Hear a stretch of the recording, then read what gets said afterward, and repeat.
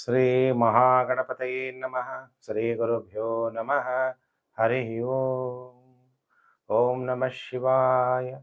ಪಂ ಪರಮಾತ್ಮನೇ ನಮಃ. ಪ್ರಿಯ ವೀಕ್ಷಕರೇ, ಕಟಕ ರಾಶಿ ಡಿಸೆಂಬರ್ 2025 ತಿಂಗಳ ಭವಿಷ್ಯ ಕಾರ್ಯಕ್ರಮಕ್ಕೆ ನಿಮಗೆಲ್ಲ ಹಾರ್ದಿಕ ಸ್ವಾಗತ. ಗ್ರಹಗಳ ಸಂಚಾರ ಮತ್ತು ನಕ್ಷತ್ರಗಳ ಆಧಾರದ ಮೇಲೆ ಕಟಕ ರಾಶಿ ಜಾತಕರ ಮೇಲೆ ಏನು ಪ್ರಭಾವ ಬೀರುತ್ತೆ ಅನ್ನೋ ವಿಚಾರವನ್ನ ಈ ವಿಡಿಯೋದಲ್ಲಿ ನಾನು ನಿಮಗೆ ತಿಳಿಸ್ಕೊಡ್ತೀನಿ.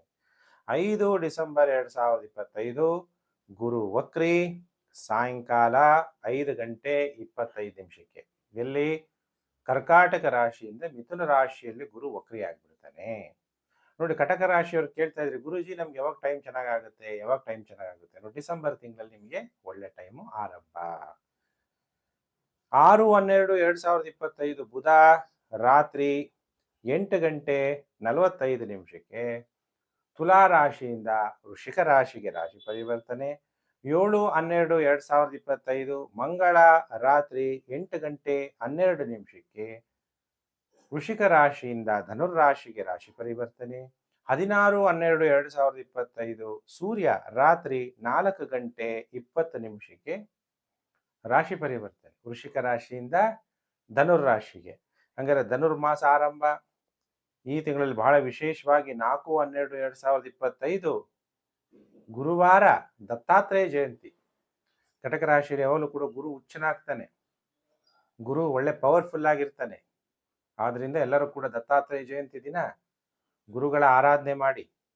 16 ಡಿಸೆಂಬರ್ 2025 ಧನುರ್ ಸಂಕ್ರಮಣ ಪುಣ್ಯಕಾಲ ತರ್ಪಣ ಕಾಲ ಹಗಲು 1:05 ನಂತರ, ಅಂದ್ರೆ ಮಧ್ಯಾಹ್ನ 1:05 ನಂತರ ಧನುರ್ಮಾಸ ಪೂಜಾ ಆರಂಭ ಆಗುತ್ತೆ.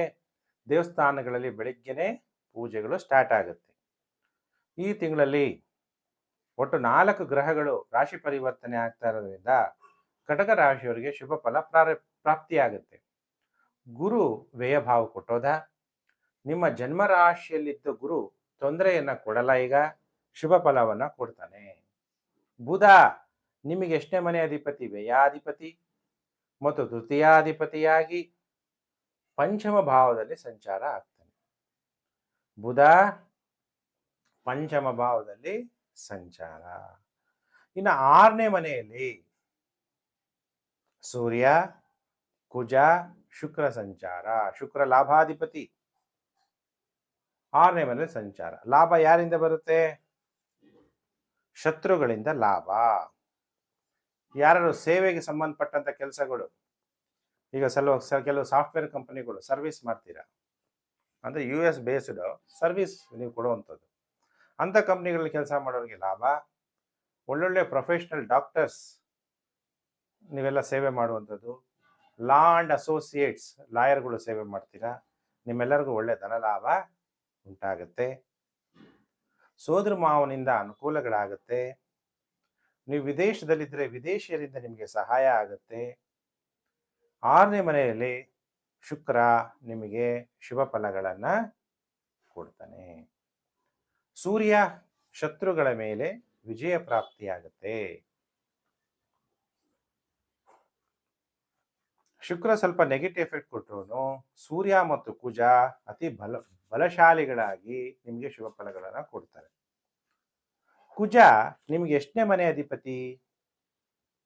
ಕುಜ ಪಂಚಮಾಧಿಪತಿ ಮತ್ತು ದಶಮಾಧಿಪತಿ ಆಗಿ 6ನೇ ಮನೆಯಲ್ಲಿ, ಗುರುವಿನ ಮನೆಯಲ್ಲಿ, ಮಿತ್ರನ ಮನೆಯಲ್ಲಿ ಕುಜ ಸಂಚಾರ ಆಗ್ತಾ ಇರುವಂಥದ್ದು.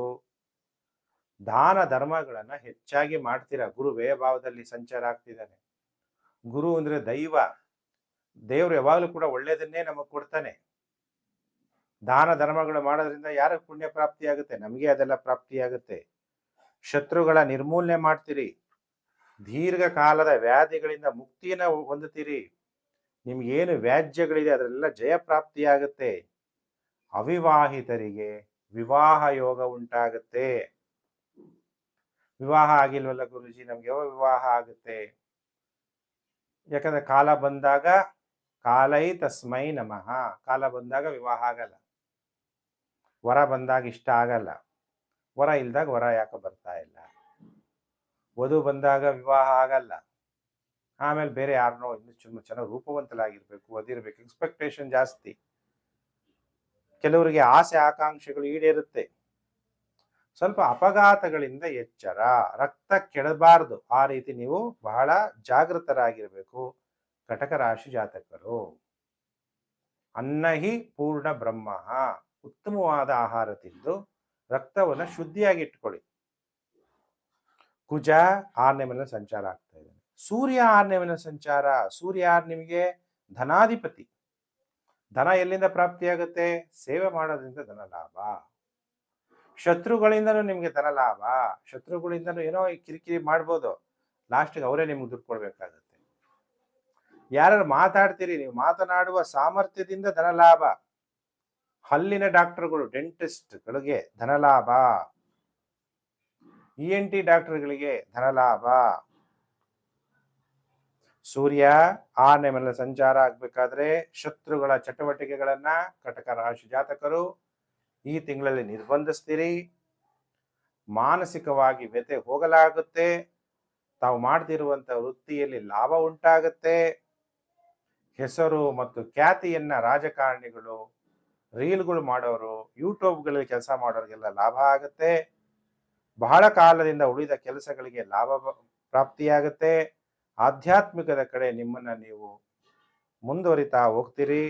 ವೃತ್ತಿಯಲ್ಲಿ ಉತ್ತಮ ವರದಿಯನ್ನ ನಿಮ್ಮ ಉನ್ನತ ಅಧಿಕಾರಿಗಳು ನಿಮ್ಮ ಮೇಲೆ ಕೊಡ್ತಾರೆ. ನೀವೇನೋ ಪುರುಷ ಜಾತಕರಾಗಿದ್ದರೆ ನಮ್ಮ ಪತ್ನಿ ಯಾಕೋ ಗರ್ಭವತಿನೇ ಆಗ್ತಾ ಇಲ್ಲ ಅಂತ ಅಲ್ಲಿ ಇಲ್ಲಿ ಎಲ್ಲ ಟೆಸ್ಟ್ ಮಾಡಿಸ್ತಾ ಇರ್ತೀರ. ಅದಕ್ಕೆ ಬೀಜ ಸ್ಫುಟ, ಕ್ಷೇತ್ರ ಸ್ಫುಟ ಇಬ್ಬರದ್ದು ನೋಡಬೇಕು. ಆದರೆ ಈ ತಿಂಗಳಲ್ಲಿ ಗ್ರಹಗಳು ಗೋಚಾರದಲ್ಲಿ ನಿಮ್ಮ ಪತ್ನಿ ಗರ್ಭವತಿಯಾಗುವಂತಹ ಸಾಧ್ಯತೆಗಳನ್ನ ತೋರಿಸ್ತಾ ಇದೆ.